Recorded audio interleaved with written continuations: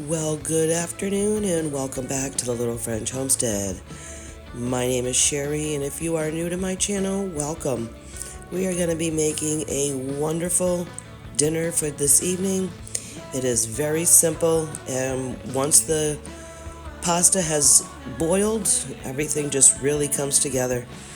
So it's called Rotel Pasta Fiesta, and I've got my water boiling with some salt, and I just put in a full box of rotini, but use whatever you have on hand. I've got some corn in the background, cooking all up. This was very simple, very fast, put together dinner.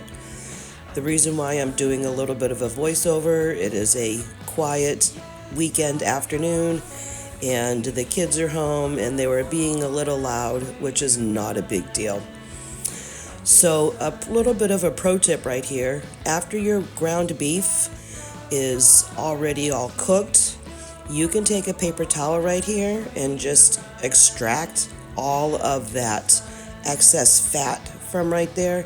That way you don't have to remove anything from a pan. You most certainly can if you choose to, but I find this very simple. Just be careful though, that paper towel does get a little hot with all of that grease on there, so you still want to be very careful. After I finish browning this up just a little bit more, I'm going to add my ingredients. I am going to go ahead and link the recipe down below. I did do a little bit of a different recipe. I did not add any sour cream or cream cheese to the final product. There are some recipes that did call for that, but I chose to leave that out. When you see me adding the ingredients, it's going to be 1 can of Rotel, undrained. You want to make sure you have all of those juices from the Rotel. It is very delicious with all of that extra flavor, extra little bit of a kick and spices. Now, if you wanted to spice it up a little bit more, you are certainly welcome to go ahead, either add some cayenne pepper to this, or you can add some hot chili flakes, srirachos, whatever you'd like to do for a little extra kick. We found that the Rotel had just enough spice. We have one child that's not a huge fan of that much spice, but the rest of us can take just a little bit of a kick. So once you've added that can of Rotel, you're going to add your heavy cream. Also, too, you're going to add a teaspoon of some taco seasoning, some garlic powder, and salt and pepper to your taste. Now, if you wanted to, you certainly could use maybe some diced or minced garlic. The recipe that I was using called just for garlic powder. And then you're going to mix all this thoroughly together, and you're going to allow that to come not to like quite a boil, but you're going to want to allow that to cook and bring to a nice slow simmer. You want to marry all the flavors together, obviously.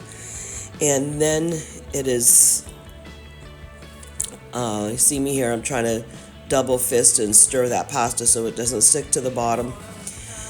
Once that pasta is done, you can go ahead and strain that out.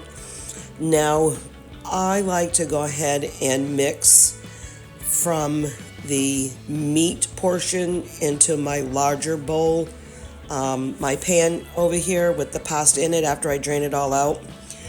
I'm just one of those, my cookware doesn't go fully all the way up the sides to add all that pasta in there to make sure that it doesn't overflow.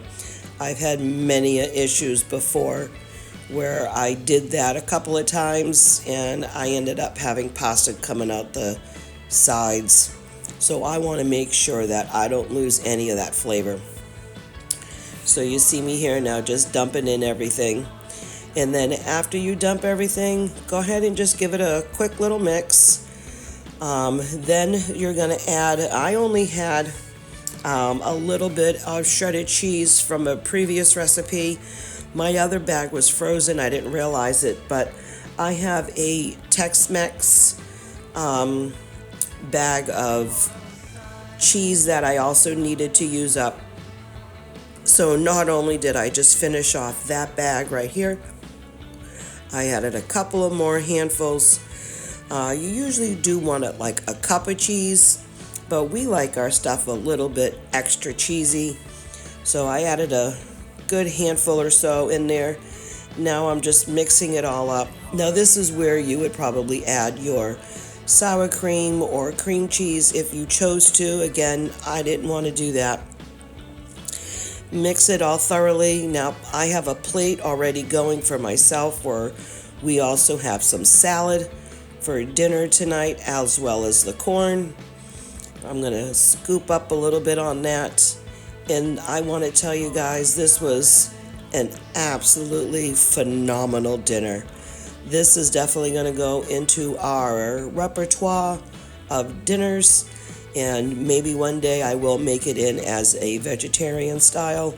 I just want to say thank you so much for coming to my home. Like, share, but most importantly, go ahead and subscribe. And thank you for watching, and keep on cooking. Bye.